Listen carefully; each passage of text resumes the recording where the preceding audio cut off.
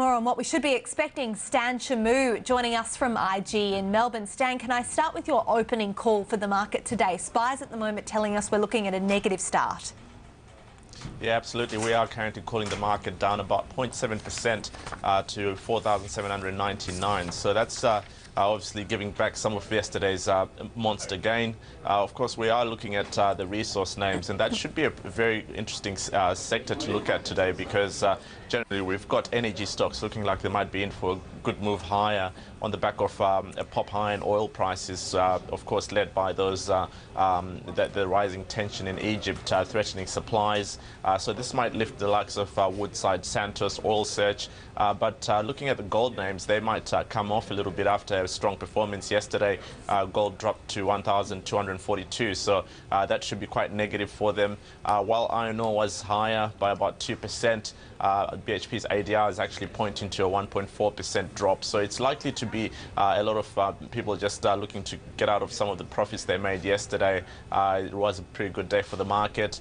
The banks should be also in for an interesting day. We had S&P downgrading Barclays, Credit Suisse and Deutsche Bank, just on the back of the fact that European concerns and uncertainty continues to dog some of these investment banks that are actually based in Europe with plenty of investments there or assets there. So this could start developing a bit more into the Asian trade today, and it might impact some of the local banks today.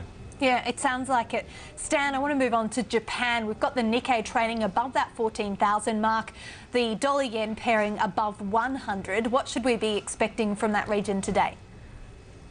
Yeah, absolutely. It's been a quiet achiever this week. Japan, absolutely, it's definitely the index to watch out for this week.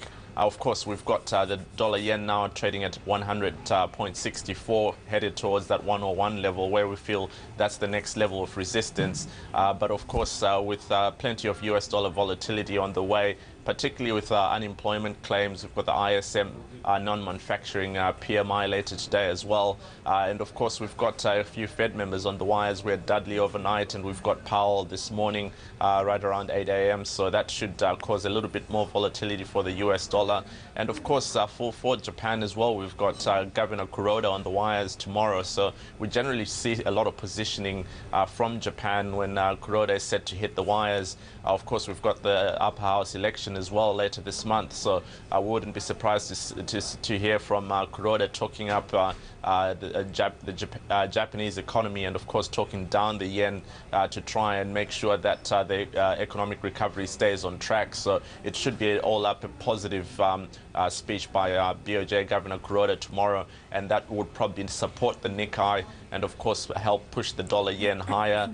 From a US dollar side, we definitely are seeing further strength. The dollar index is now trading well above 83. It hit a high of 83.64, so it really looks like things are lining up for Japan. And we're actually calling the Nikkei up 0.6% today to 14,120. So despite all the weakness we're seeing, Japan looks like it's in for a positive start. What about the Aussie-US dollar pairing? Because we should have another big day for the local unit today. We've got some retail sales numbers out. Also, Glen Stevens, the Governor of the Reserve Bank, will be speaking, and we haven't heard from him for a long time. So should we be looking for some moves there?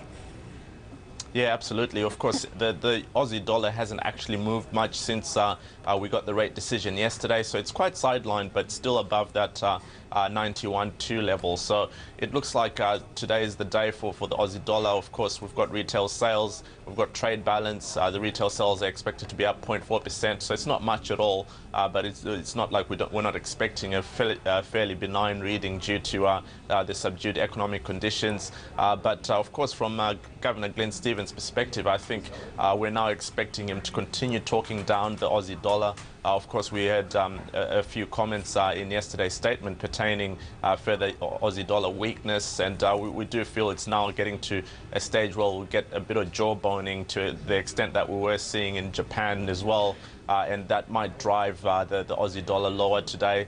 We're eyeing support, which was the lows from Monday at 91124, so that should be the level to look out for. If we break through that, then we could be open for a move down to 90. Okay, Stan Shamu from IG, thanks for joining us. Cheers, Kate. Stan live from Melbourne there. Let's go back to the boards now. We're going to take a look at how the US fared overnight, and you'll see we did see the S&P and the Dow losing ground despite some better than expected economic reports. Instead, it was US Fed sentiment that weighed on investors there. The Dow down about 3 or 4 tenths of a percent, the S&P just a fraction lower, as you can see.